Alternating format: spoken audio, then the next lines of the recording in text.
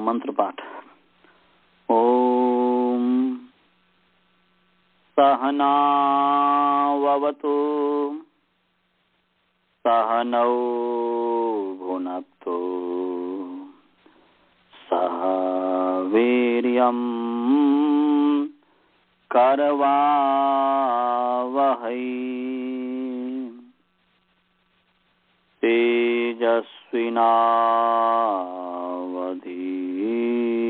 तेजस्विनावधीतमस्तु मा विद्विषावहै। ओम शांति शांति शांति। तो वर्णोच्चारण की भूमिका चल रही थी कि वर्ण या अक्षर किनको कहते हैं। तो उत्तर था जो कभी नष्ट नहीं होता, जो इम्पेरिशेबल है, इमोर्टल है, उसका नाम अक्षर है। और जो ऑल परवेडिंग है, जो सब जगह व्यापक है, उसका नाम अक्षर है। फिर साथ साथ दूसरे में आपको बताया गया कि भाई वर्ण का उपदेश पहले ही श्लोक में है कि किमर्थम उपदिश्यते, तो किस लिए इस वर्णों का उपदेश किया जाता है, किस लिए इनका उपदेश किया जाता है। तो उत्तर है वर्ण ज्ञानम वाग विषयो यत्र च ब्रह्म वर्तते तदर्थम इष्ट बुद्ध्यर्थम लघ्वर्थम चोपदिश्यते। कि वर्णों का जो ज्ञान है वाणी का विषय है, जिसमें शब्द ब्रह्म वेद पर ब्रह्म परमात्मा है। तो उस पर ब्रह्म को जानने के लिए, शब्द ब्रह्म वेद पर ब्रह्म परमात्मा को जानने के लिए, और इष्ट बुद्ध्यर्थम किसी भी वस्तु का यथार्थ स्वरूप का ज्ञान हो जाए, प्रकृति से लेकर के परमेश्वर पर्यंत जो पदार्थ है उसका यथार्थ ज्ञान हो, इसके लिए वर्णों का ज्ञान किया जाता है, वर्णों का उपदेश किया जाता है। लघ्वर्थम च, और स्वल्प प्रयत्न से अधिक लाभ हो, स्वल्प प्रयत्न से महालाभ हो, महान लाभ हो, इसके लिए जो है वर्णों का उपदेश किया जाता है। यहाँ तक हमने आपको बता दिया था, अब आगे है। अच्छा, उनको आपने ये नहीं किया था क्या अनंत जी? कुलदीप जी को? हेलो, कुलदीप जी है ना? कुलदीप जी को मैंने ईमेल किया था, अभी क्लास जुड़ने के पहले मैंने कॉल भी किया। तो पता नहीं उन्हें ईमेल मिला कि नहीं, कॉल तो उठाया नहीं उन्होंने, तो वॉइसमेल छोड़ दिया। ओहो, अच्छा। और अभी ये हैं राज भल्ला जी है, मैं हूँ, प्रतीक है। प्रतीक जी हैं, ठीक है, बहुत सुंदर। और एक बार उनको भी कर लीजिए, क्योंकि जो है वो अभी तो जुड़े थे वो संस्कृत वाले में। अच्छा, तो अभी मैंने उनके कॉल करके मैसेज तो छोड़ा है। अच्छा, चलिए, तो फिर ठीक कर लेता हूँ, आप कंटिन्यू कीजिए, मैं दूसरे फोन से उन्हें दूसरे फोन से कीजिए, क्योंकि वो उनका रह जाएगा। क्योंकि पढ़ाते समय एक अलग ही बात होती है, सुनना एक अलग है, पढ़ करके फिर जो सुनता है तो लाभ होता है। अब जो है यहाँ पर वर्णों के ज्ञान करने से क्या लाभ होता है और वह वर्ण कैसा है, वर्ण का स्वरूप कैसा है, इसके संबंध में बताया जा रहा है। महाभाष्यकार ने यहाँ पर कहा है, महाभाष्य इन्होंने महर्जनी ने प्रमाण लिया है, उसकी व्याख्या की है। हिंदी तो आप पढ़ लिया कीजिएगा। बोल रहे हैं कि सोयम अक्षर समामनायो वाक् समामनायः पुष्पितः फलितः चंद्र तारकवत् प्रतिमंडितो वेदितव्यो ब्रह्म राशि सर्ववेद पुण्य फलावाप्तिश चास्य ज्ञाने भवति। जो मैं बोला सबके पास है ना, दिख रहा है ना सबको? प्रतीक जी, आप देख रहे हैं कि नहीं? हाँ, है मेरे पास।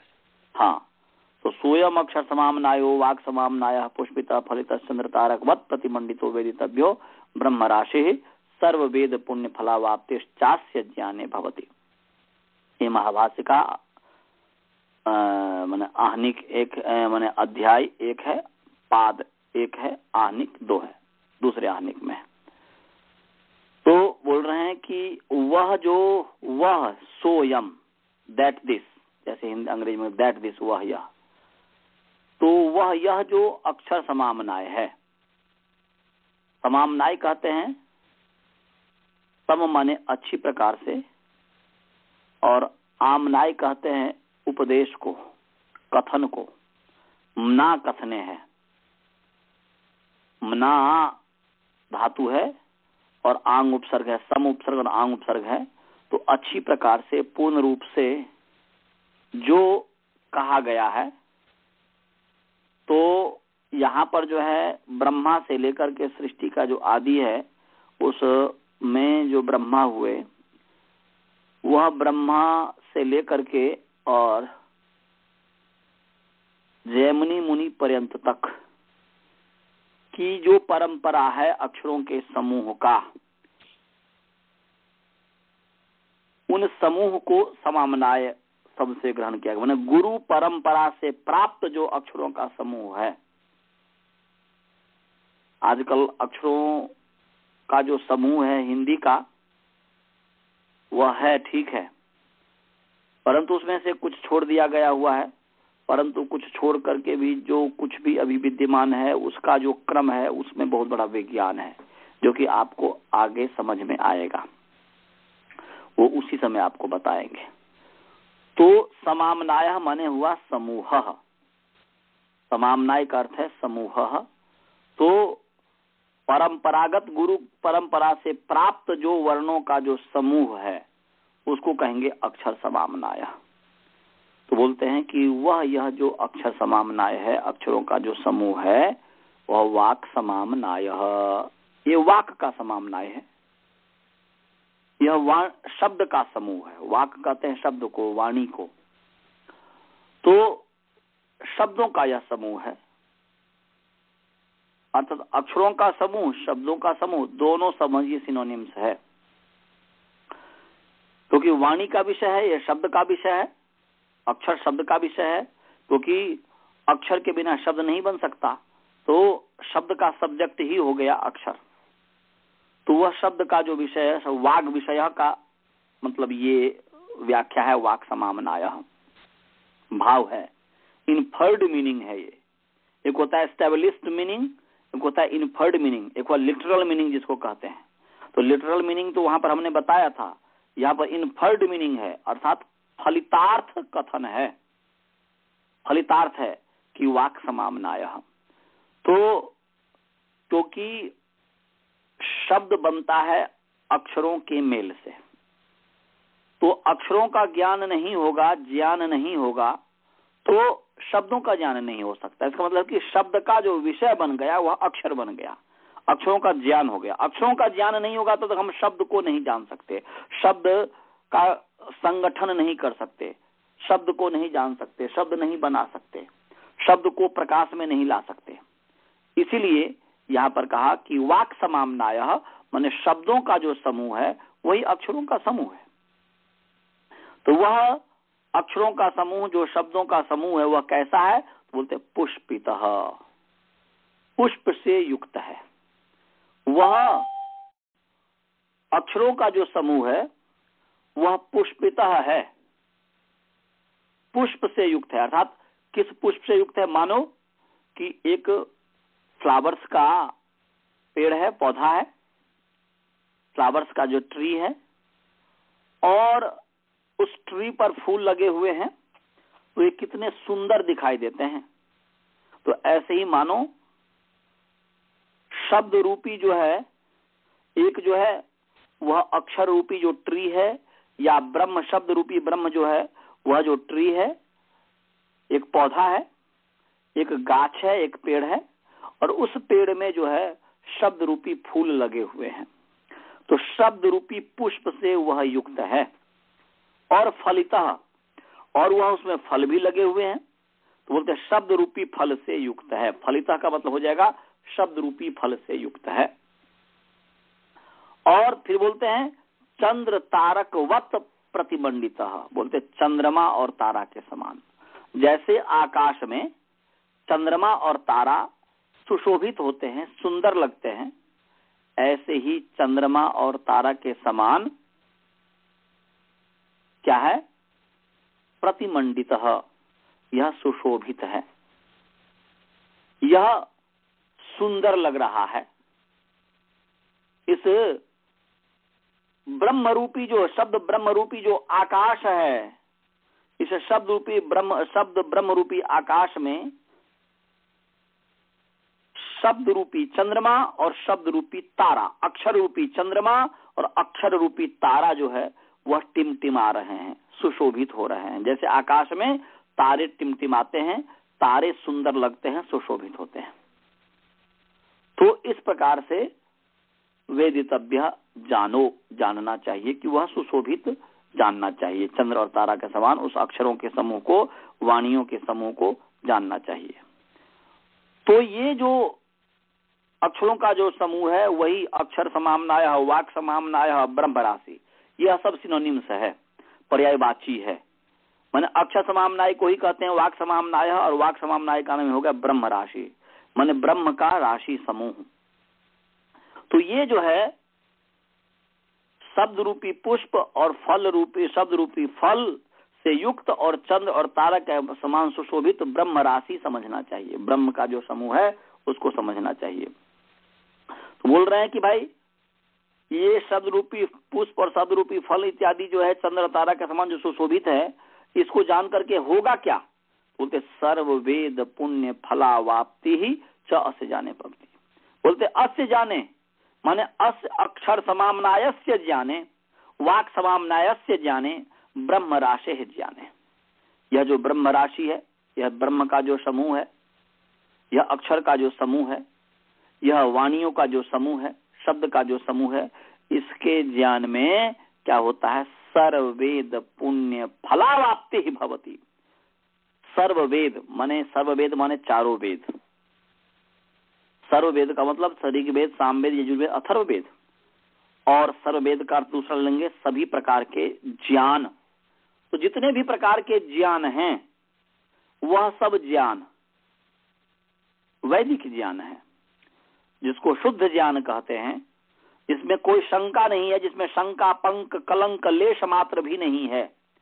ऐसा जो ज्ञान है वो सभी प्रकार के ज्ञान से जो व्यक्ति को पुण्य के फल की प्राप्ति होती है, उसके पढ़ने से उस ज्ञान को प्राप्त करके जो पुण्य फल को प्राप्त करता है वह इसके ज्ञान में होता है। क्यों? क्योंकि जब तक शब्दों वर्णों को नहीं जानेगा, अक्षरों को नहीं जानेगा, तब तक उसको शब्द बनाने नहीं आएगा। शब्द नहीं जान सकता है, शब्द को मिलाने नहीं आएगा, और जब तक शब्द नहीं मिलाने आएगा तब तक वह वाक्य नहीं बना सकता, और जब वाक्य नहीं उसको आएगा तो फिर जो है वह वेद मंत्र को नहीं पढ़ सकता, किसी भी प्रकार के ज्ञान को ग्रहण नहीं कर सकता। तो इसीलिए उस सबका रूट जो है, सबका जो मूल है वह अक्षरों का ज्ञान है। इसलिए हमें पूरी बुद्धिमत्ता के साथ, पूरी faith and devotion, with faith and devotion जो है, श्रद्धा और भक्ति के साथ जो है हमें ज्ञान का सूक्ष्म रूप से अध्ययन करना चाहिए, क्योंकि यह सबसे पहला ज्ञान है, सबसे पहला शास्त्र है, वेद का सबसे पहला अंग है। जो वेद का 6 अंग है, शिक्षा, कल्प, व्याकरण, निरुक्त, छंद, ज्योतिष, उसमें से सबसे पहला अंग है, पार्ट है, जिसको नाक के समान कहा गया है। तो इसको हमें पूरी श्रद्धा के साथ, भक्ति के साथ, क्योंकि श्रद्धावान लभते ज्ञानम, श्रद्धावान ही ज्ञान को प्राप्त कर सकता है। जब तक श्रद्धा नहीं है ज्ञान के प्रति, और जो ज्ञान दे रहा है, जो गुरु ज्ञान दे रहा है, उस गुरु के प्रति जब तक श्रद्धा नहीं होता है तब तक जो है वह ज्ञान प्राप्त नहीं कर पाता है। और यदि वह ज्ञान प्राप्त भी कर लेता है तो वह सफलीभूत नहीं होता है। इसलिए ध्यान रखना चाहिए हमें कि बिना गुरु का ज्ञान नहीं होता है। विदाउट जो गुरु है, गुरु का मतलब होता है गु माने अंधकार, रू माने प्रकाश, गृनिगरणे गिरती, यह जो उपदेश देता है, जो ज्ञान देता है, जो पढ़ाता लिखाता है, जो मोक्ष शास्त्र का अध्ययन करता करवाता है, तो उसका नाम गुरु होता है।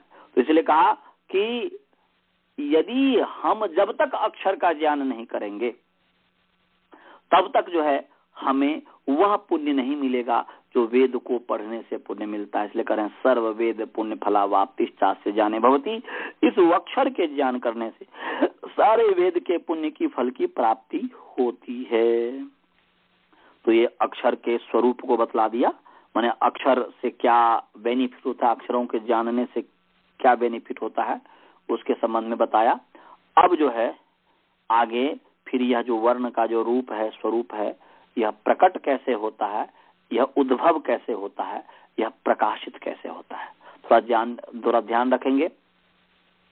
ब्रह्म जो है नित्य है, शब्द ब्रह्म भी नित्य है, पर ब्रह्म भी नित्य है। हाँ, ध्वनि अनित्य है।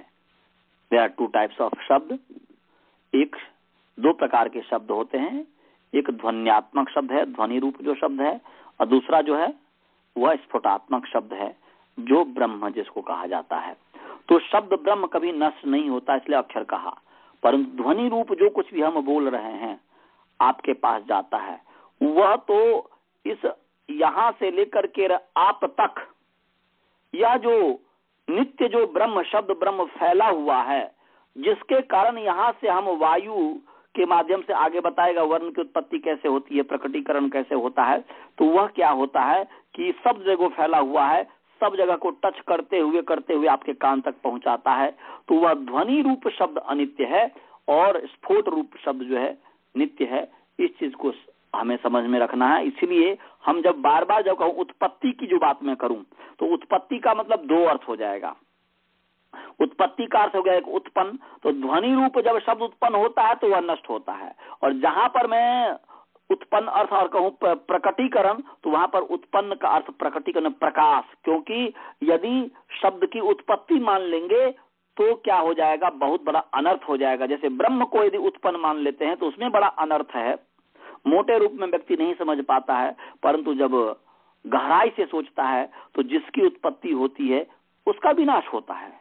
जो भी जन्म लेता है वह मरता है, जो भी जिसका भी संयोग होता है, जो संयोग से उत्पन्न होता है वह कभी अनादि नहीं हो सकता। जैसे आप ये एक जो है पात्र बनाते हैं, आपके पास कोई वस्तु होगी जो कि आप बनाए होंगे, या आप जो है आपके घर में कोई भी जो है ग्लास है, ये है वो है, जो कुछ भी अणु परमाणु के संयोग से जन्य है, उत्पन्न है, वह नष्ट होगा, तो वह कभी अनादि हो नहीं सकता। तो यदि परमात्मा को जन्म मान लेंगे कि उसका जन्म होता है, तो वह अनादि कभी नहीं हो सकता, बड़ा दोष हो जाएगा, बहुत बड़ा दोष आ जाएगा। यदि वह जन्म लेता है ऐसा कहें तो वह बहुत बड़ा दोष हो जाएगा कि वह मरता भी है। परमात्मा न जन्म लेता है न मरता है, वह अजह है, वह जो अकायम है। इसलिए अब्रणम कहा वेद में कि परमात्मा अब्रणम है, अकायम है, असनाविरम है, वह नस नारी के बंधन में कभी भी नहीं आता। तो वह जो है व्यक्ति क्या करता है वर्तमान जगत में यही व्यक्ति करता है कि हम परमात्मा का ध्यान करने के लिए एक घटना, एक यहाँ पर एशविल करके नॉर्थ कैरोलिना में एक जगह है, वहां पर एक सोमा माउंटेन करके है, सोमा माउंटेन, वहां पर एक सोमेश्वर मंदिर है। वहां पर मैं सोमेश्वर मंदिर में गया था। वहां के पंडित दक्षिण भारत के ही हैं, कृष्ण यजुर्वेद के विद्वान हैं। उनसे बातचीत हुई। बातचीत होने के पश्चात उन्होंने कहा कि भाई आप मूर्ति क्यों नहीं मानते। तो उनको मैं पूरा समझाया कि परमात्मा का जो मूर्ति है, परमात्मा को जो मूर्ति बना देते हैं वह परमात्मा का अपमान करते हैं। यदि मान लो जिसका जैसा स्वरूप है उस स्वरूप को, या जो व्यक्ति जैसा बोलता है, कल्पना कीजिए कि स्वामी रामदेव जी हैं या श्री श्री रविशंकर जी हैं, उन्होंने यदि कोई वाक्य बोला और परंतु यह जो मीडिया वाले हैं उनके वाक्यों को तोड़ मरोड़ करके यदि पेश करता है लोगों के सामने, तो वह क्या है, वह उस व्यक्ति का डिसरिस्पेक्ट हुआ, न कि रिस्पेक्ट हुआ। यदि स्वामी रामदेव जी के वाक्यों को तोड़ मरोड़ करके यदि हम पेश करेंगे, यदि श्री श्री रविशंकर जी के वाक्य को तोड़ मरोड़ करके पेश करेंगे, यदि मुरारी बापू जी के वाक्य को तोड़ मरोड़ करके पेश करेंगे, तो यह उनका अपमान है। और अपमान तो है ही, और जो पेश करने वाला है वह पापी भी हो जाता है, वह पाप करने वाला भी हो जाता है, वह अधर्मी भी हो जाता है। ऐसे ही किसी भी चीज को, चाहे वह शब्द हो, चाहे वह रूप हो, यदि भगवान कृष्ण राजा थे, भगवान कृष्ण इतने बड़े महान योद्धा थे, भगवान कृष्ण योगी थे, और उसको यदि कल्पना करो कि एक बहुत बड़ा मेला लगाया और मेला लगा करके कृष्ण भगवान की ऐसी मूर्ति बनाई कि जिसमें हाथ फैलाए हुए हैं और उस पर लोग जो है $5-10 $1 हाथ में दे देता, मानो कि भगवान कृष्ण से भीख मंगवा रहे हैं। तो ये भगवान कृष्ण का अपमान है, न कि सम्मान है। ऐसे ही भगवान की कोई मूर्ति नहीं है। भगवान की मूर्ति हो जाए तो वह अनादित्व समाप्त हो जाएगा। भगवान की मूर्ति हो जाए तो उसमें जो है वह अजत्व, क्या बोलते हैं कि उसमें इम्पेरिशेबल, माने इम्पेरिशेबिलिटी शायद अंग्रेजी में होगा, इम्पेरिशेबिलिटी जो है, अमृतत्व समाप्त हो जाएगा, अमरत्व समाप्त हो जाएगा।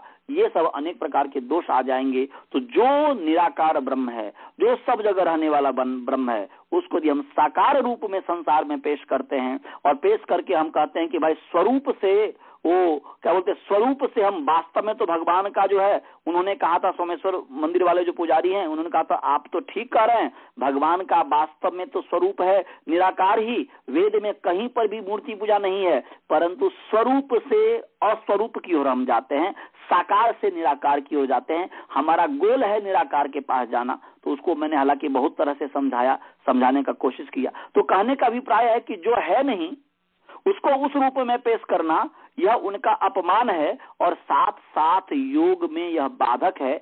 योग में 5 प्रकार की वृत्तियां होती है। एक का नाम है माने वृत्तयः पंचतयः क्लिष्टा क्लिष्टा, 5 प्रकार की वृत्तियां होती है, दुख देने वाला और सुख देने वाला। तो एक का नाम है प्रमाण वृत्ति, दूसरे का नाम है विपर्य वृत्ति, तीसरे का नाम है विकल्प वृत्ति, चौथे का नाम है निद्रा वृत्ति, 5वें का नाम है स्मृति वृत्ति। तो योग चित्त वृत्ति निरोध, चित्त की जो वृत्तियां हैं इसको रोकने का नाम, रोक करके परमात्मा के साथ लगाने का नाम, जोड़ने का नाम योग है। तो जब हम योग कर रहे हैं तो 5 प्रकार की वृत्तियां में एक विकल्प वृत्ति है। सभी प्रकार की वृत्तियां को रोको तभी योग किया जा सकता है। उनमें से एक विपर्य वृत्ति और एक जो है विकल्प वृत्ति है, दोनों में घट सकता है। विपर्य वृत्ति का मतलब होता है विपर्यो ही मिथ्या ज्ञानम औतद रूप प्रतिष्ठम। बोल रहे हैं कि विपर्यो ही मिथ्या, जो मिथ्या ज्ञान है, जो झूठा है, वस्तु का जैसा स्वरूप है उससे उसके दूसरे स्वरूप में जानना, यह विपर्य वृत्ति है। ऐसे परमात्मा का जैसा स्वरूप है उस स्वरूप से दूसरे स्वरूप में जानना, यह विपर्य वृत्ति कहलाता। जब इस विपर्य वृत्ति को जब तक नहीं रोकेंगे तब तक हमारा योग आरंभ हो ही नहीं सकता। और इसको विकल्प में भी किया जा सकता है। विकल्प वृत्ति इसको कहते हैं कि शब्द ज्ञानानुपाती वस्तु शून्यो विकल्प, माने विकल्प उसका नाम है कि शब्द मात्र तो है परंतु वास्तव में वो वस्तु है नहीं। जैसे कि आकाश का फूल, घोड़ा का डीम, माने घोड़ा का जो है अंडा, घोड़े का अंडा, ऐसे ही मनुष्य का अंडा, ऐसे ही फिर जो है कि बोलते हैं कि बंध्या का पुत्र, खरगोश का सिंह। खरगोश का सिंह वाक्य है, शब्द है, खरगोश का सिंह, घोड़ा का अंडा, घोड़े का डीम, ऐसे ही आकाश का फूल, परंतु वास्तव में यह वस्तु से शून्य है। शब्द ज्ञान का अनुसरण तो कर रहा है, शब्द से तो जो ज्ञान हो रहा है बस उतना ही मात्र है, वास्तव में वस्तु से शून्य है। ऐसे ही यह जो परमात्मा का जो हम स्वरूप कहते हैं कि वह जन्म लेता है, यह जन्म लेता है, साकार है, वह साकार है, यह सुनाई दे करके तो उसका ज्ञान तो हो रहा है परंतु वास्तव में वह वस्तु से शून्य है। वह परमात्मा साकार रूप में वस्तु है ही नहीं, इसलिए विकल्प वृत्ति हो गया। तो विपर्य वृत्ति और विकल्प वृत्ति, तो प्रमाण वृत्ति, विपर्य वृत्ति, विकल्प वृत्ति, निद्रा वृत्ति और स्मृति वृत्ति, इन 5 प्रकार के वृत्तियों को जब तक रोकेंगे नहीं तब तक योग नहीं हो सकता। तो इसीलिए यहाँ पर मैं जो कहना चाह रहा था, अपने प्रसंग में आते हैं कि यहाँ पर जहां पर उत्पन्न होना होता है तो वहां पर प्रकट करना अर्थ लेंगे, वहां पर प्रकट करना अर्थ लेंगे, क्योंकि उत्पन्न करना अर्थ ले लेंगे तो उसमें बहुत बड़ा दोष हो जाएगा। इसलिए बुद्धिमानी पूर्वक जो है राम का भजन करने वाला का भय प्रगट कृपाला दीन दयाला कौशल, वहां पर उत्पन्न अर्थ नहीं किया, वह कहा कि प्रगट हो गया, क्योंकि यदि उत्पन्न करेंगे तो दोष आ जाएगा, इसलिए वह प्रकट कृपाला उन्होंने कह दिया। परंतु वो तो बस केवल संतुष्टि मात्र है। जब कौशल्या का बेटा तो वह प्रकट कैसे हो जाएगा, वो तो उत्पन्न होगा। अस्तु, तो यहाँ पर ध्यान रखिएगा, जहां पर मैं उत्पन्न शब्द लूं वहां पर उत्पन्न न होकर के प्रकट अर्थ उसका मतलब समझिएगा। तो यहाँ पर है कि वर्णों का स्वरूप कैसे प्रकट होता है, अर्थात कैसे उत्पन्न होता है, तो उसमें बताया आकाश वायु प्रभवः शरीरात् समुच्चरन् वक्त्रमुपैति नादः स्थानान्तरेषु प्रविभज्यमानो वर्णत्वमागच्छति यः स शब्दः। बोलते हैं आकाश वायु प्रभवः। बोल रहे हैं शब्द की उत्पत्ति कैसे होती है, शब्द प्रकट कैसे होता है। शब्द तो नित्य है, परंतु उसका प्रकटीकरण जो हुआ वह ध्वनि के माध्यम से जो व्यक्त हो रहा है वह कैसे होता है। बोलते आकाश वायु प्रभवः। आकाश और वायु का आपस में संयोग होता है तो आकाश वायु के संयोग से वह प्रकट होता है, वह उत्पन्न होता है। आगे क्या बताया, तो आकाश वायु के संयोग से उत्पन्न होने वाला जो है वह क्या है, शरीरात समुच्चरण। आकाश और वायु के संयोग से उत्पन्न होने वाला जो है, अभी नाम नहीं दिया है, आगे देगा। आकाश और वायु के संयोग से उत्पन्न होने वाला जो है वह शरीरात। शरीरात का मतलब है नाभि प्रदेशात।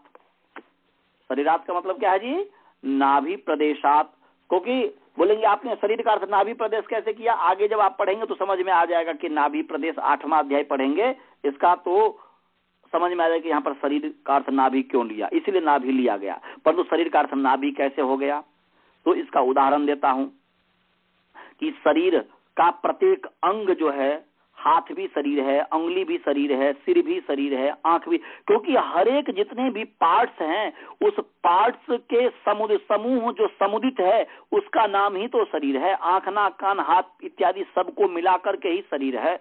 तो शरीर भी है और हाथ भी है, शरीर भी है और सिर भी है। कैसे हम प्रयोग करते हैं, माने अबाध, माने प्रवाह रूप में अबाध गति से प्रयोग करते हैं। जैसे यदि कल्पना कीजिए कि एक कोई महिला है, महिला भोजन बना रही है।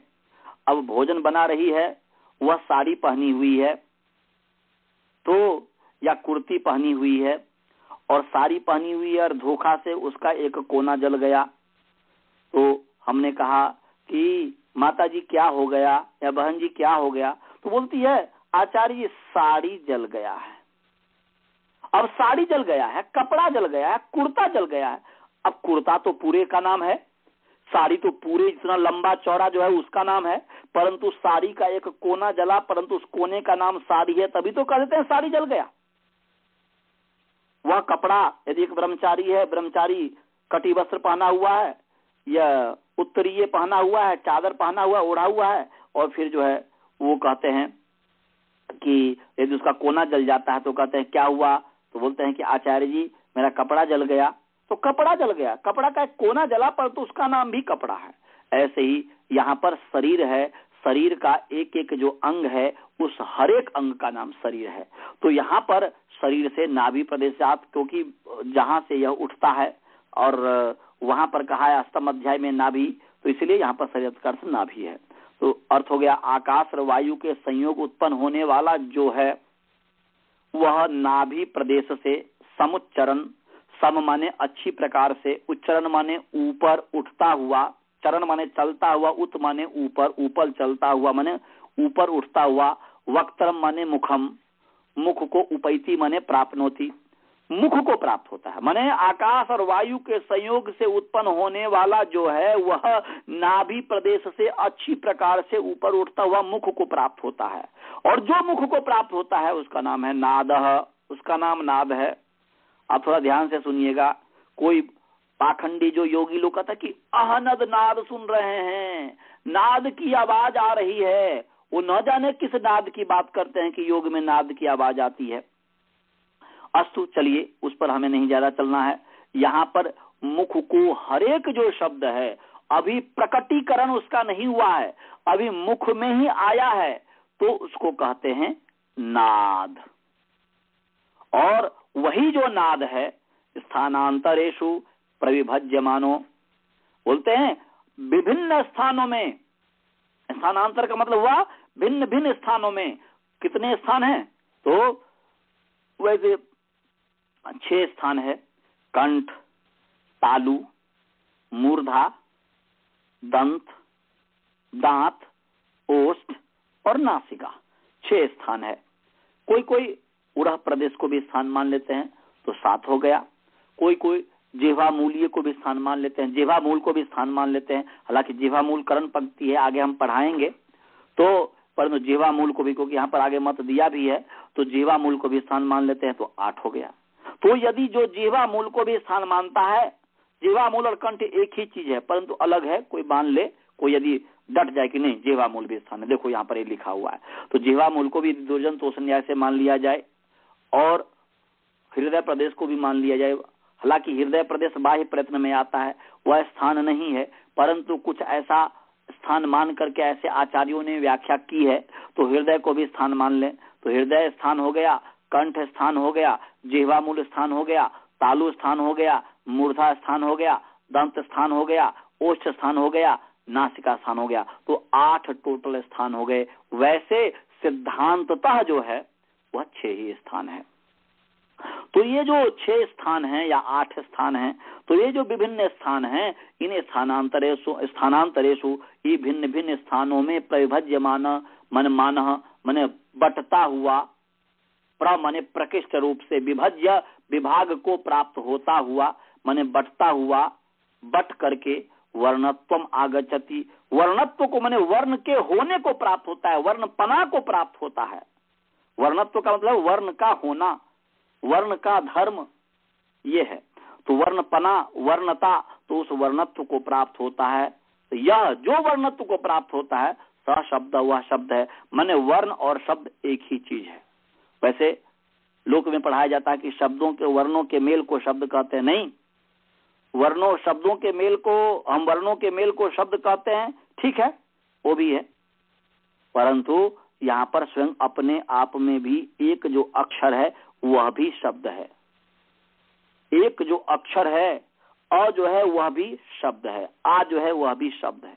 इसलिए कह रहे हैं यह सा शब्द वह शब्द कहलाता है। अब उसके पश्चात फिर जो है और उसकी और विस्तृत व्याख्या कर रहे हैं। यहाँ शब्द की उत्पत्ति कैसे होती है, शब्द का प्रकटीकरण कैसे होता है, शब्द प्रकट कैसे होता है, तो उसमें और एक व्याख्या, मतलब उसकी और विस्तृत व्याख्या कर रहे हैं बृहद रूप में। आत्मा बुद्ध्या समेत्यर्थान मनो युंक्ते विवक्षया मनः कायाग्निमाहन्ति प्रेरयति मारुतम मारुतस्तूरसी चरन् मंद्रम जनयति स्वरम, मंद्रम जनयति स्वरम। हालांकि आजकल जो पाणिनीय शिक्षा मिलता है उसमें एक और आगे लाइन है, जो कि आपको मैं बोला था अनंत जी कि आप हमें भेज दीजिएगा। भेजे कि नहीं, सबको नहीं भेजे ना? अभी भेजा हो, मुझे जो मिला वो कॉपी मैंने भिजवाया है, फिर पता नहीं वही है कि नहीं है। हाँ, मैंने जो है वो वाले क्या बोलते हैं कि जो लोक में जो अथवा शिक्षा प्रवक्ष्यामि वाला, हाँ प्रवक्ष्यामि, अच्छा वाला भेजे हैं जी। तो मेरे पास तो है नहीं अभी, देखना पड़ेगा फिर मुझे ध्यान से कि आपने भेजा है कि नहीं भेजा है, या फिर दोबारा भेज दीजिएगा। आप सभी उसको भी खोले हुए हैं क्या कि नहीं खोले हुए हैं? नहीं, वो उसे नहीं खोले। अच्छा चलिए, अगले सप्ताह फिर जो है बताऊंगा। उसके नीचे भी है वो, तो मारुतस्तूरसी चरण मंदम जनयति स्वरम।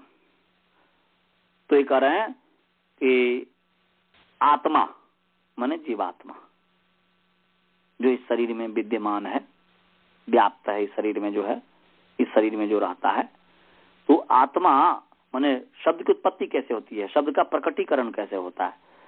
तो बताया कि आत्मा जो है बुद्धि से क्या करता है,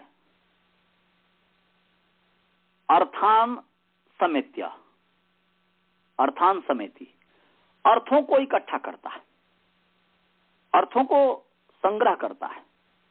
तो यहां पर ये समझ लें, देख लीजिए, एक है आत्मा, दूसरा है बुद्धि, तीसरा है मन।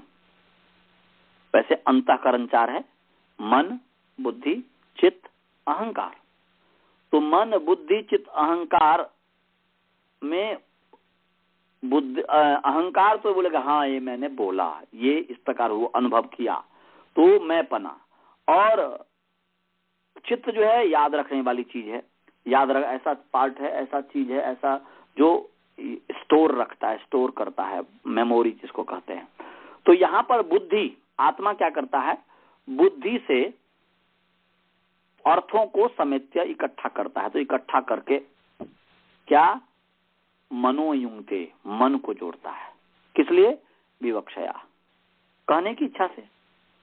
हम कुछ कहना चाहते हैं तो कहने की इच्छा से, वक्तुम इच्छया इति विवक्षया, वक्तुम इच्छा इति विवक्षा तया विवक्षया, कहने की जो इच्छा है उस कहने की इच्छा से जो है आत्मा बुद्धि से अर्थों को इकट्ठा करके मन को जोड़ता है। समझ गए। और मनः कायाग्निम आहंति, और मन क्या करता है जी, मन जो है कायाग्नि माने जठराग्नि, काया माने शरीर, अग्नि शरीर का जो अग्नि, तो शरीर का अग्नि क्या है, जठर है, जिससे भोजन पचता है।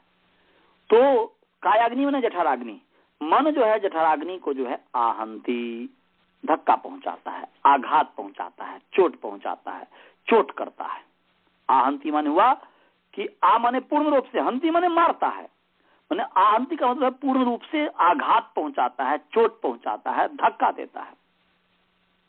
फिर क्या हुआ, वह जब कायाग्नि को जब धक्का दिया, मन का प्रभाव है, कम मन का प्रभाव कि कायाग्नि पर धक्का मारा, और फिर जो है उससे क्या हुआ, कायाग्नि फिर क्या करता है, जब ही धक्का मारा तो कायाग्नि क्या है, वायु, शरीर में वायु तो है ही, उस वायु को प्रेरित करता है, वायु में हलचल मचाता है। तो वह वायु को प्रेरित करता है, और वही वायु जो है, आकाश तो हो गया, भीतर में आकाश है ही, खाली स्थान को आकाश कहते हैं, आकाश के बिना तो हो ही नहीं सकता, तो आकाश तो है ही, और उस आकाश में जो वायु की उत्पत्ति हुई, अर्थात तो वायु है, उसमें जो हलचल मचा, उसको जो उसने प्रेरणा दिया, तो वह जो है, वह वायु ही जो है, तो उरसी हृदय प्रदेश में, उरसी मन उर मन हृदय, हृदय प्रदेश में चलन चलता हुआ मंदम स्वरम जनयति, ये मंद स्वर को प्रकट करता है। इसको उसमें जो लिखा हुआ है मंद्रम जनयति स्वरम, ऐसा लिखा है उस पाणिनीय शिक्षा में, अथ शिक्षा प्रवक्ष्यामि वाला में, जो लोक में प्रसिद्ध है, पौराणिकों में जो प्रसिद्ध है, तो उसमें है, तो उसमें मंद्रम दिया हुआ, वो भी ठीक है, ये भी ठीक है। मंद्रम का मतलब 3 प्रकार के स्वर होते हैं। हारमोनियम पर आप समझ सकते हैं, प्रथम जो सप्तक है उसको कहते हैं मंद्र स्वर, उसी का नाम मंद्र है, उसी का नाम मंद है। मंद स्वर भी कह देते हैं, मंद्र स्वर भी कह देते हैं। बीच वाला जो स्वर है उसको कहते हैं मध्यम स्वर, और लास्ट वाला जो 7 स्वर उसको कहते हैं तीव्र स्वर। तो व्यक्ति जो स्वाभाविक रूप से बोलता है तो वह मंद्र स्वर में ही बोलता है, क्योंकि जैसे आत्मा स्वभावतः शुद्ध है, बुद्ध है, तो आत्मा स्वभावतः शुद्ध है, बुद्ध है,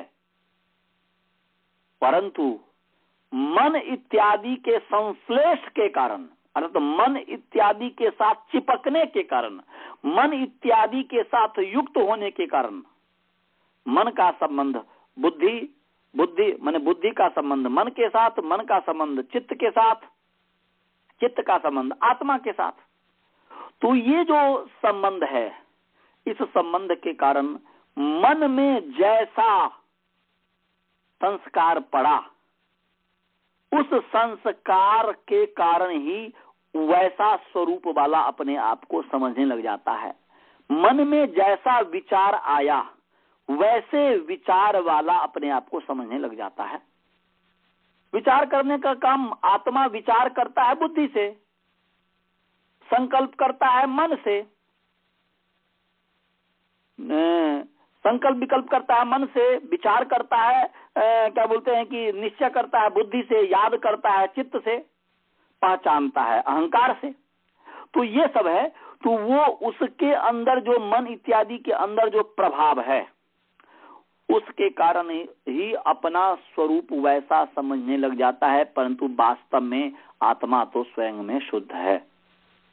और आत्मा ही क्यों, हर वस्तु अपने आप में शुद्ध है, उसमें हर वस्तु अपने आप में शुद्ध है। जब उसको अन्य चीज मिला देते हैं तब वह अशुद्ध बन जाता है। एक तो ये शुद्ध का अर्थ हुआ। और एक शुद्ध का अर्थ हुआ प्योर, जो कि वह बस अपना अस्तित्व रूप में है। तो ऐसे ही यहां पर ये कह रहे हैं कि तो ऐसे ही व्यक्ति का जो बोलने का स्वभाव है वह उसका मंद ही है, वह धीरे से ही बोलता है, वह मंद्र ही है, परंतु वह अपने अंदर राजसिक वृत्ति को ले आया, अपने अंदर तामसिक वृत्ति को ले आया, जिसके कारण उसका स्वर जो है तीव्र हो जाता है, या उसका स्वर मध्यम हो जाता है, या उसका स्वर मंद से भी निम्न हो जाता है तमोगुण के कारण। शराब कोई पिया और शराब पीने के बाद जो स्वर होता है वह मध्यम भी होता है, तीव्र भी होता है, और मंद बेहोश हो गया तो मंद भी हो गया। तो ये सब जो है किसी निमित्त के कारण होता है। स्वाभाविक जो स्वर है व्यक्ति का वह मंद ही है, इसलिए यहां पर कह रहे मंद्र ही है या मंद ही है। मंद्र और मंद दोनों कह सकते हैं। तो वह मंद स्वर को जनयति माने प्रकट करता है, मंद स्वर को उत्पन्न करता है। तो ये इस प्रकार वर्णों की उत्पत्ति होती है, ऐसा इसमें कहा। अब जो है, हाँ जी, इसमें कोई शंका? लाइन मिल गया, बताऊं क्या? क्या मिल गया? हाँ बोलिए, क्या लाइन है जो बोला था जी? बोलिए क्या लाइन है? योगम तम छंदो गायत्रमाश्रितम, बोलते मारुतस्तु तुरसी चरण मंदम जनयति स्वरम, उसके बाद प्रातः सवन योगम छंदो गायत्रमाश्रितम, यही है ना? तम छंदो गायत्रमाश्रितम, प्रातः सवन योगम तम छंदो गायत्रमाश्रितम, बस यही कहना था। तो प्रातः सवन योगम तम पे रुकेगा, प्रातः सवन योगम तम छंदो गायत्रमाश्रितम। तो प्रातः सवन योगम, तीन प्रकार का सवन होता है। एक प्रातः सवन होता है, एक माध्यान्ह सवन होता है, और एक तीसरा सवन होता है, माने प्रातः, माध्यान्ह और सायंकाल का सवन है। उस सवन का नाम मैं अभी भूल गया, बताऊंगा, फिर मैं देख करके बताऊंगा। तो तीन प्रकार के सवन होते हैं। ऐसे जब सोम याग होता है तो उसमें तीन, प्रातः काल जो है सवन का अर्थ होता है वैसे निचोड़ना, तो प्रातः काल जो सोम के रस को निचोड़ते हैं वह प्रातः सवन हो गया।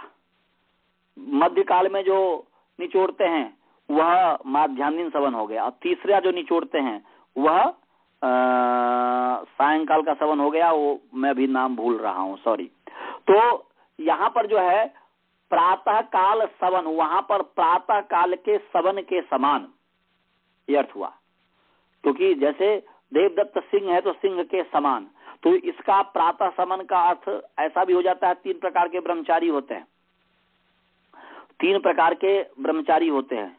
तीन प्रकार के ब्रह्मचारी में पहला ब्रह्मचारी वसु है, दूसरा ब्रह्मचारी रुद्र है, तीसरा ब्रह्मचारी आदित्य है।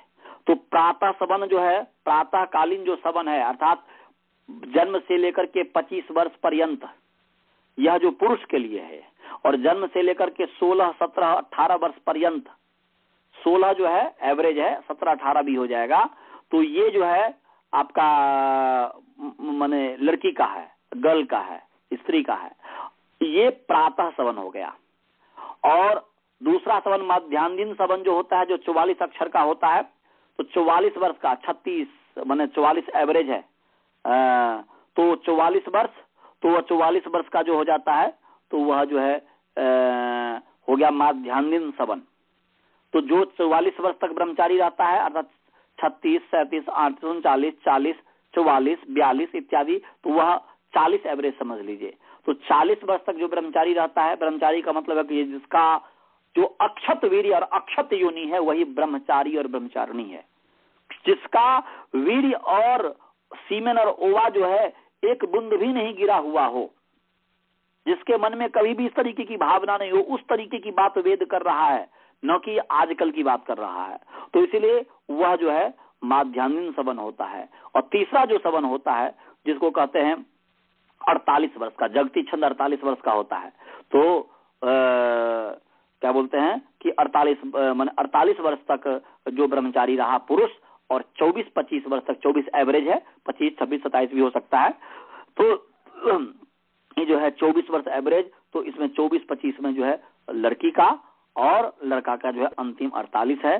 तो इस प्रकार जो व्यक्ति ब्रह्मचर्य का पालन करता है मन वचन कर्म से, वह वेद के आधार पर जो है वह कहता है त्रायुषम जमदग्ने कश्य पश्य त्रायुषम यद्येवेषु त्रायुषम तन्नो वस्तु त्रायुषम। बोल रहे हैं कि भगवान कह रहा है कि जो व्यक्ति इस तरीके से 48 वर्ष तक जो ब्रह्मचर्य का पालन करता है, 25 वर्ष तक जो ब्रह्मचर्य का पालन करता है, वह जो है 100 वर्ष तक जिंदा रहता है। उसका एवरेज 100 वर्ष की है, इसलिए पश्चिम सर्दा शतम जीवेम सर्दा शतम श्रेणुयाम सर्दा शतम कहा है।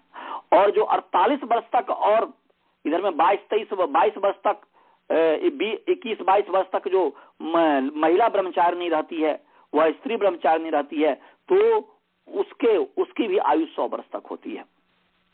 नहीं सॉरी, वो आगे हो गया, माने 16-17 वर्ष का हो गया 100 वर्ष का। और आगे का हुआ जो 44 वर्ष तक 40-44 वर्ष तक ब्रह्मचारी रहता है, उसकी आयु जो है 200 वर्ष तक हो जाती है, 200-250 वर्ष तक होती है। और जो 48 वर्ष तक होता है, जिसको कहा है कि 3 आयु, एक आयु 100 वर्ष, 2 आयु 200 वर्ष, 3 आयु 300 वर्ष, और उसमें त्रायुषम जमदग्ने कश्य पश्य त्रायुषम यद्येवेषु त्रायुषम तन्नो वस्तु त्रायुषम, 4 बार त्रायुषम त्रायुषम त्रायुषम कहा गया, अर्थात 400 वर्ष तक जिंदगी रहती है। तो व्यक्ति 400 वर्ष तक जिंदा रह सकता है, पहले जमाने में रहते थे। तो एवरेज 400 वर्ष हुआ। तो कहने का अभिप्राय यह है कि उसकी बात है। तो प्रातः सवन वसु ब्रह्मचारी, माध्यान्ह सवन रुद्र ब्रह्मचारी, और आगे वाला जो सवन है वह आदित्य ब्रह्मचारी। तो ऐसे ही प्रातः काल हमें जो बोलना चाहिए, अब यहाँ पर बोलते हैं 3 छंद मुख्य रूप से हो गया। वैसे 7 प्रकार के मुख्य छंद होते हैं। गायत्री का भेद हो गया, शायद गायत्री उष्णिक, गायत्री, अभी मैं भूल रहा हूं, गायत्री उष्णिक,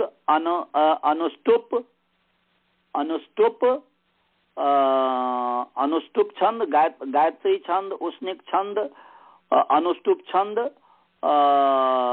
बृहति छंद, फिर बोलते हैं पंक्ति छंद, पंक्ति, और फिर जो है त्रिष्टुप और जगति। हाँ, गायत्री, उष्णिक, अनुष्टुप, बृहति, पंक्ति, त्रिष्टुप, जगति, ऐसा है 7। इसमें शायद हमें लग रहा है कुछ इधर उधर मिस हो रहा है। तो 44 अक्षर का जो गायत्री छंद हो गया आपका 24 अक्षर का, उससे 4 आप बढ़ा दीजिए तो 24-4 28 जो अक्षर हो जाता है वह उष्णिक का हो जाता है। और 4 और बढ़ा दीजिए तो हो जाता है तो 28-4 32 अनुष्टुप हो जाता है। 4 और बढ़ा दीजिए तो अनुष्टुप के बाद जो छंद आता है शायद बृहति आता है, बृहति ही शायद आता होगा, तो बृहति आता है, तो 32-4 36 का हो जाता है। और उसमें 4 और बढ़ा दीजिए तो 36-4 40 हो गया ना, माने 24-4 28, 28-4 32, 32-4 36, 36-4 40 हो गया। तो वो शायद जो है पंक्ति हो गया। ये पूरा मैं श्योर नहीं है, मेरे पास छंद शास्त्र है, मैं अगली बार जो है और पूर्ण रूप से बता दूंगा यदि कहीं गलती होगी तो, परंतु समझने का प्रयास है यही क्रम। तो वह जो है 40 वर्ष का हो गया, 4 और बढ़ा देंगे तो 44, तो उसके बाद 4 48। तो यहाँ पर त्रिष्टुप शायद है जो कि 44 वर्ष का है। तो गायत्री छंद, त्रिष्टुप छंद और जगती छंद, तो 3 जो छंद है तो वह 24, 44 और 48, इसी के आधार पर जो है ब्रह्मचारी होता है। तो यहाँ पर कह रहा है कि प्रातः सवन योगम तम छंदो गायत्रमास्थितम, तम मने तम मंदम स्वरम, ऐसा समझ लेंगे। तम हालांकि पुंलिंग है, तो प्रातः सवन योगम, योग के कारण प्रातः सवन के उसको, मने प्रातः सवन से युक्त उसको, छंदो गायत्रमाश्रितम, और छंद गायत्री छंद से आश्रित। वो जो ऊपर कहा कि मारुतस्तु तू रसी चरण मंद्रम जनयति स्वरम, जो मंद स्वर को स्वयं राजंती थी स्वरा है ना जी, तो स्वर पुंलिंग है, तो स्वर पुंलिंग इसलिए तम कहा है। तो बोल रहे हैं कि हृदय प्रदेश से ऊपर उठता हुआ जो मंद स्वर को प्रकट करता है आत्मा, अगर प्रकट होता है तो वह जो प्रकटीकरण है वह गायत्री छंद से युक्त है। अर्थात कहने का अभिप्राय है कि प्रातः काल में, जैसे प्रातः काल हम सोम को निचोड़ते हैं, ऐसे ही भगवान को यदि उपासना के माध्यम से भगवान के शक्ति को अपने शरीर में निचोड़ना है, भगवान के शक्ति को अपने शरीर में निचोड़ना है, अपने अर्थात भगवान के शक्ति को, भगवान के गुण को निचोड़ा और अपने अंदर ले आया। जैसे एक सोम लता से सोम को निचोड़ता है और व्यक्ति पी लेता है, उससे शक्ति शरीर में आती है। ऐसे ही भगवान रूपी जो सोम है, आनंद, सोम कहते आनंद को, सोम कहते संसार को उत्पन्न करने वाले को, सोम कहते उत्तम गुणों को उत्पन्न करने वाले को, तो जो परमात्मा जो है, सोम स्वरूप जो परमात्मा है, जिनके अंदर अनंत एट्रीब्यूट्स है, वह अनंत एट्रीब्यूट्स को व्यक्ति उसमें से अनंत तो नहीं ला सकता, परंतु अधिक से अधिक एट्रीब्यूट्स को परमात्मा रूपी सोम से निचोड़ करके अपने अंदर ले आता है प्रातः काल।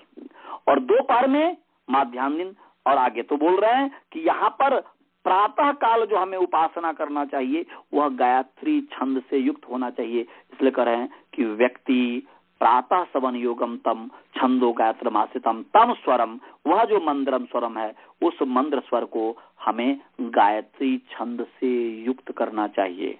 तो इसका एक तो ये अर्थ हो गया कि जब हम प्रातः काल सोम रस निचोड़े उस समय गायत्री छंद से युक्त मंत्र को बोल करके ही निचोड़े, एक तो ये अर्थ हो गया। दूसरा अर्थ हो गया कि हम प्रातः काल जब उपासना करें, अपने गुण को परमात्मा के, अपने अंदर परमात्मा के गुणों को लाएं, तो हमें छंद, गायत्री छंद से युक्त जो मंत्र है उसके माध्यम से हम परमात्मा को उपासना करें। इसीलिए पहले जमाने में प्रातः काल ब्रह्म मुहूर्त में जब तक सूर्योदय नहीं होता था तब तक जो है गायत्री मंत्र का जाप किया करता था। ये तो इस तरीके की बात थी। तो कहने का अभिप्राय है कि प्रातः सवन योगम तम छंदो गायत्रमाश्रितम। समझ में आ गया? इसकी व्याख्या में किसी को कोई शंका है? जी नहीं। पंक्ति समझ में आ गया सभी को? जी आचार्य जी। प्रतीक जी आपको समझ में आया? हाँ। चलिए ठीक है। तो अब समय हो गया है। आज भी मैं अष्टाध्यायी नहीं सुन पाया, अगले सप्ताह अष्टाध्यायी सुनूंगा। आपने कितना याद कर लिया अष्टाध्यायी? तीसरा अध्याय खत्म कर दिया है, चौथे अध्याय के करीब 10-15 सूत्र हो गए। Very nice, very nice. तो चौथा अध्याय, सॉरी अगले अध्याय का चतुर्थ पद का 10-15 सूत्र हो गए। और तीसरा अध्याय शुरू से है कि बीच से है? कहाँ से सुनाना है, सुनाएंगे आप? तीसरा अध्याय का तृतीय पाद का 81 से सुनाऊंगा। 81 से सुनाएंगे, ठीक है। उसमें कितना सूत्र है टोटल? उसमें 188 या 178 है। 176 है। तो मैं जो है अगले सप्ताह केवल मात्र 40 मिनट पढ़ाऊंगा और 20 मिनट आपका अष्टाध्याय सुनूंगा। समझ गए? क्योंकि ज्यादा हो गया ना, तो 20 मिनट में तो शायद हो जाना चाहिए। हाँ, तो यहीं पर मैं मतलब पढ़ाना जो है विराम करता हूँ। आप लोगों को यदि कोई शंका हो तो पूछेंगे, नहीं तो मैं मंत्र पाठ करता हूँ। मंत्र पाठ करूँ? नहीं आचार्य जी। हाँ बोलिए। अगले संडे को तो दिवाली है। तो अगले संडे क्या करना है? 8 शाम, दिवाली तो रात को मनाई जाती है। हाँ, तो फिर तो जो उस दिन तो पाठ नहीं, हमारा तो मंदिर जो है उस दिन दीपावली तो दूसरे दिन मनाता है, 16 को मनाएगा। चलो आप सब विचार कर लीजिए, उसके बाद ईमेल से जैसे भी आप लोग कहेंगे वैसे हम करेंगे, कोई ऐसी बात नहीं है। उस दिन यदि दीपावली है, दीपावली में घर में हवन करना भी चाहिए। आप लोग सभी अपने घर में हवन कीजिएगा। यदि नहीं हवन मंत्र नहीं आता है तो ओम गायत्री मंत्र का आहुति दे करके स्वाहा कीजिएगा। समझ गए आनंद जी? जी। हाँ, उस दिन अवश्य जो है हवन कीजिएगा। घर में करने की आवश्यकता नहीं है, बाहर भी आपके तरफ कैसा है मुझे नहीं पता, धूप इत्यादि की कैसी स्थिति होती है, परंतु एक दिन में कोई नहीं ऐसा होता है। उस दिन अवश्य हवन आप लोग करेंगे। चलिए, तो उस दिन देख लीजिए, आप लोग विचार लीजिए, यदि होगा तो पाठ उस दिन छोड़ दीजिए, फिर आगे वाले करेंगे। हाँ जी, अब बता दीजिएगा। तो मैं मंत्र पाठ कर रहा हूँ। ओम पूर्णमदः पूर्णमिदं पूर्णात् पूर्णमुदच्यते पूर्णस्य पूर्णमादाय पूर्णमेवावशिष्यते। ओम शांति शांति शांति। आचार्य जी नमस्ते। नमस्ते जी। नमस्ते आचार्य। नमस्ते आचार्य जी।